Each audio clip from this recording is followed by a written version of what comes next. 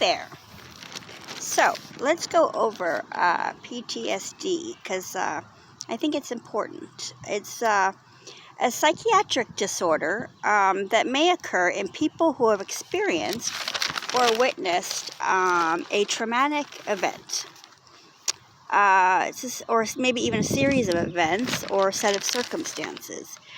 But an individual may experience this as emotionally or physically harmful or life-threatening, and it may affect their mental, their physical, social, and or even spiritual well-being. Examples include like natural disasters, serious accidents, terrorist attacks like war, combat, sexual assault, historical trauma, intimate partner, violence or bullying. PTSD has been known by many names in the past. We're going to go over a few. So such as like shell shock, during the years of like World War I, they called it combat fatigue, and after World War II. But PTSD does not just happen to combat veterans, as we used to think. PTSD can occur in all people of any ethnicity, nationally or culture, and at any age even. So PTSD affects approximately 3 to 5% of U.S. adults every year. The lifetime prevalence of PTSD in adolescents ages 13 to 18 is about 8%, and an estimated 1 in about 11 people will be diagnosed with PTSD in their lifetime. So women are twice as likely as men to have PTSD. The three ethnic groups that are more prevalent are like the U.S., either Latinos or African Americans, are also disproportionately affected and have higher rates of PTSD. People with PTSD have intense, disturbing thoughts and feelings related to their experience that last long after the actual traumatic event has ended. They may relive the event through flashbacks or nightmares. They may feel sadness, fear, or anger, and they may feel detached or estranged from other people. So people with PTSD may avoid situations or people that remind them of the traumatic event. And they may have strong negative reactions to something as ordinary as like a loud noise or an accidental touch. A diagnosis of PTSD requires exposure to an upsetting traumatic event. Exposure includes directly experiencing an event, witnessing a traumatic event happening to others, or learning that a traumatic event happened to a close family member or a friend even. It can also occur as a result of repeated exposure to horrible details of trauma, such as police officers, that are exposed to details of child abuse cases. Symptoms of PTSD fall into the following 4 categories. There's specific symptoms can vary in severity. Number 1 is intrusion. Intrusive thoughts, such as repeated involuntary memories, distressed dreams, or flashbacks of the traumatic event. Flashbacks may be so vivid that people feel they are reliving the traumatic experience even, or seeing it before their eyes as well. Number 2 is avoidance. Avoiding reminders of the traumatic event may include avoiding people, places, activities, objects, and situations that may trigger distressing memories. People may try to avoid remembering or thinking about the traumatic event. They may resist talking about what happened or how they feel about it even. Number 3 is alterations in cognitive and mood. Inability to remember important aspects of the traumatic event, negative thoughts and feelings leading to ongoing and distorted beliefs about oneself or others. i.e., like I'm bad or no one can be trusted.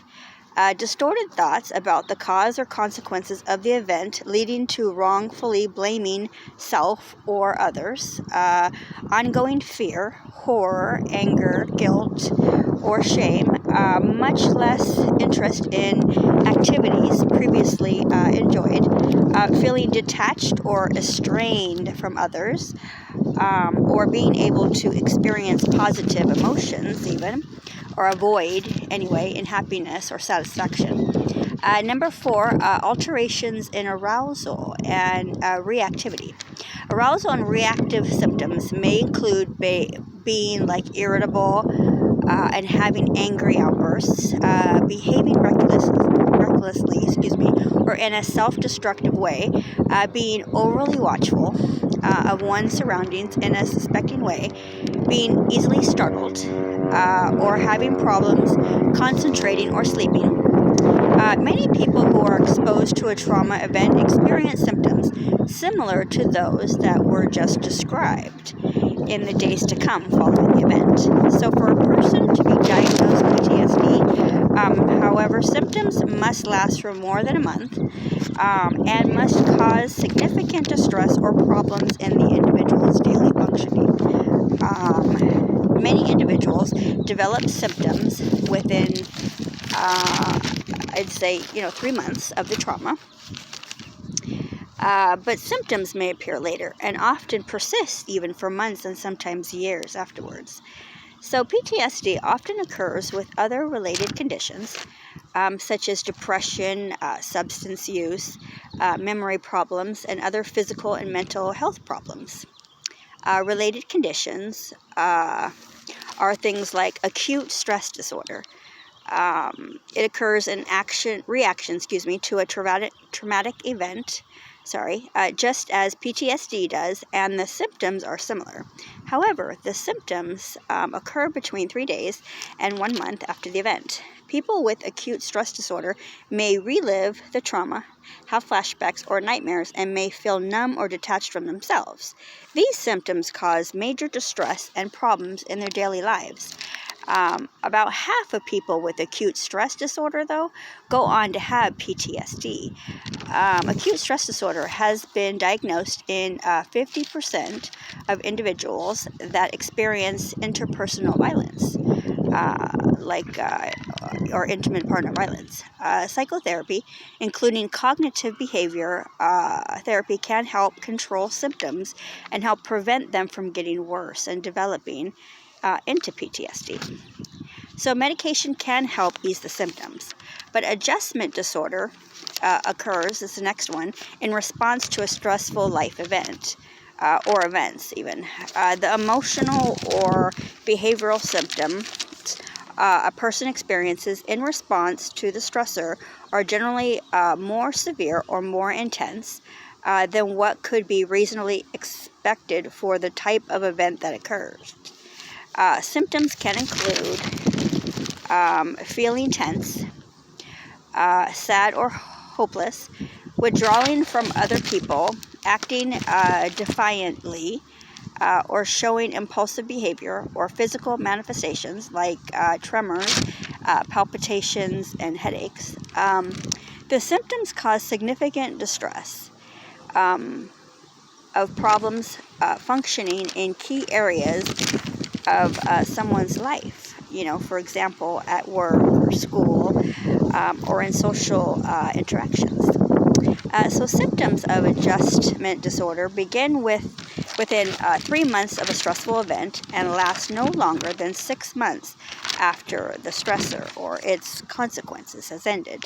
The stressor, or maybe a single event such as like a romantic breakup, or there may be more than one event with a cumulative effect.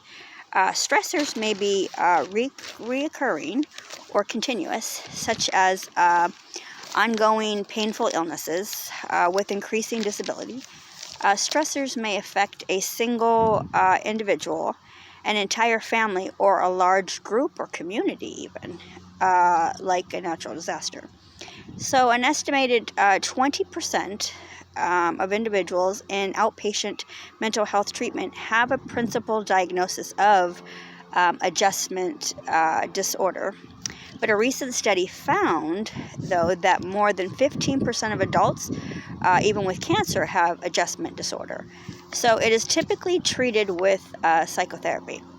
But disinhibited social engagement disorder is another one, but it occurs in children who have experienced severe social neglect or deprivation before the age of 2. Similar to reactive attachment disorder, it can occur when children lack the basic emotional needs for comfort, stimulation, and affection, or when repeated changes in caregivers prevent them from forming stable attachments. So, disinhibited social engagement disorder involves a child engaging in overly familiar or culturally inappropriate behavior with unfamiliar adults.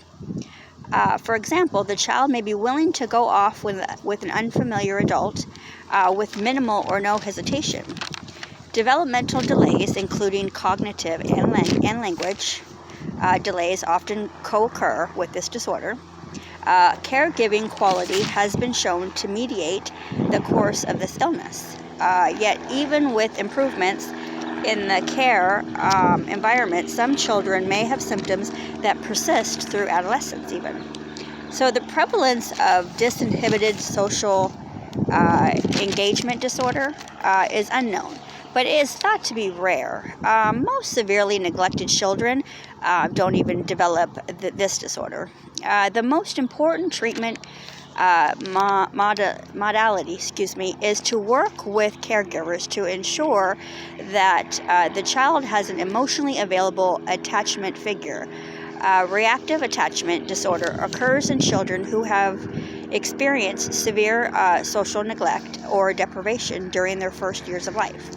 It can occur when children lack the basic emotional needs for comfort, stimulation, and affection, or when repeated changes in caregivers prevent them from forming their much-needed stable attachment. So children with reactive attachment disorder are emotionally withdrawn from their adult caregivers. They rarely turn to caregivers for comfort, support, or protection. Or they do not respond to comforting when they are distressed. So during routine interactions with caregivers, they show little positive emotion and may show unexplained fear or sadness even. So the problem appears before age 5. Developmental delays, especially cognitive and language delays, often occur along with the disorder. Reactive attachment disorder is uncommon, and treatment involves a therapist, when it does occur, working with a child and their family in order to strengthen the relationship between the child and their primary caregiver. It is important to note that not everyone who experiences trauma develops PTSD, and not everyone who develops PTSD requires even psychiatric treatment. For some people, symptoms of PTSD subside or disappear over time. Others get better with the help of their support, i.e. their family and their friends. But many people with PTSD need professional treatment to recover from psychological distress that can be intense and disabling even. It is important to remember that trauma may lead to severe distress. That distress is not the individual's fault, and PTSD is treatable. The earlier a person gets treatment, the better chance of recovery. Psychiatrists and other mental health professionals use various effective research-proven methods to help people recover from PTSD. But I think one of the biggest things, as I've noted and will remind you of, is support. When you have someone that cares about you enough, can even see that you're struggling, not only will support you through getting the support, but also the treatment that you may need too. All right, I'm going to get going. Hope this helped. Bye, guys. Have a great day.